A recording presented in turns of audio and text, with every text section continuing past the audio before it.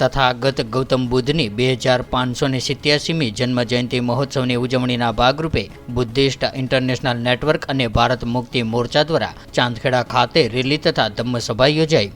તથાગત ગૌતમ બુદ્ધની 2587મી જન્મજયંતિ નિમિત્તે ભારત સહિત સમગ્ર વિશ્વમાં ભવ્ય ઉજવણી કરવામાં આવી રહી છે।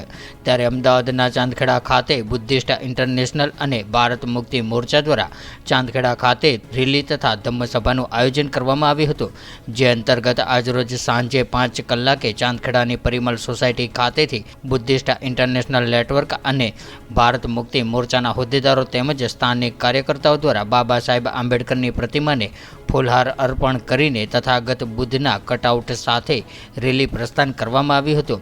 જે રેલી ચાંદખેડાના વિસ્તારોમાં ફરીને મોટેરા ખાતે આવેલા બાબા સાહેબ આંબેડકરની પ્રતિમા ખાતે પહોંચી હતી, જ્યાં સૌ મહાનુભાવો દ્વારા પુષ્પાંજલિ અર્પણ કરવામાં આવી હતી।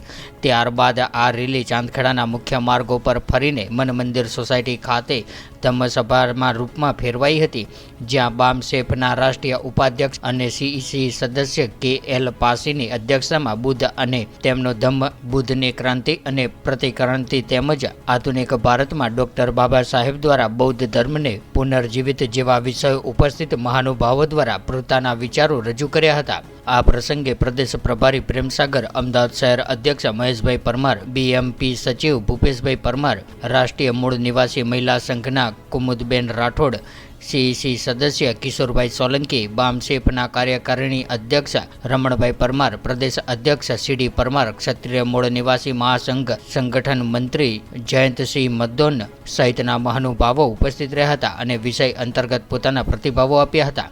આજની ધમ્મસભામાં ચાંદખેડા વિસ્તારના બૌદ્ધ અનુયાયીઓ, બૌદ્ધિસ્ટ ઇન્ટરનેશનલ નેટવર્ક, બામસેફ તથા ભારત મુક્તિ મોરચાના હોદ્દેદારો, યુવાનો, મહિલાઓ સહિત સ્થાનિક કાર્યકર્તાઓએ ભાગ લીધો હતો। બામસેફના કાર્યકારી अध्यक्ष अमृतभाई मकवाणा द्वारा समग्र धम्मसभाનું सुचारू संचालन કરવામાં આવ્યું હતું।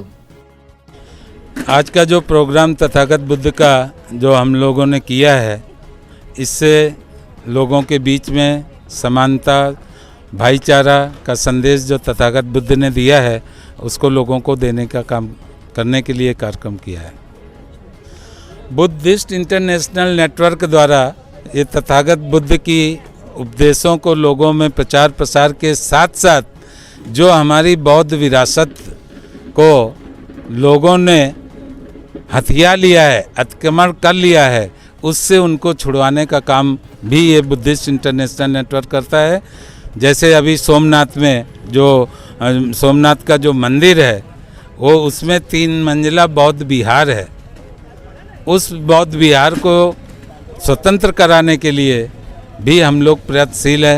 काशी में, मथुरा में जो ये सब चीज़ हो रहा है, ये सब में हमारा बुद्धिस्ट इंटरनेशनल नेटवर्क पूरी स्टडी करके काम कर रहा है। प्रथम प्रयास है कि जे हमारू राष्ट्रीय संगठन है, राष्ट्रीय मूल निवासी संघ, एना द्वारा एक आदेश जारी करवामां आवेलो कि 2587मी बुद्ध जन्म जयंती पूरा भारत में एनी उजवणी करवामां आवे અને એના માધ્યમથી રેલી કરવામાં આવે। રેલી અને પ્રબોધનના માધ્યમથી જનજાગરણ કરવું એ અમારો મુખ્ય ઉદ્દેશ છે। જે મહાપુરુષોને અમે જનજાગરણ કરીને જાગૃત કરી રહ્યા છીએ, એની પાછળનો મુખ્ય ઉદ્દેશ એ છે કે લોકો સુધી જે અમારો ઇતિહાસ છે એ ઇતિહાસ લોકો સુધી પહોંચ્યો નથી। જે આજે બ્રાહ્મણી વ્યવસ્થા છે, એ બ્રાહ્મણી વ્યવસ્થાએ જે કાલ્પનિક પાત્રો ઊભા કર્યા છે, કાલ્પનિક ગ્રંથો ઊભા કર્યા છે, એ કાલ્પનિક ગ્રંથોના માધ્યમથી ભારતનો જે બહુજન વર્ગ રહ્યો એ અજ્ઞાનતાવશ એની અંદર પીડાય છે અને એની સમસ્યાઓનું સમાધાન થતું નથી।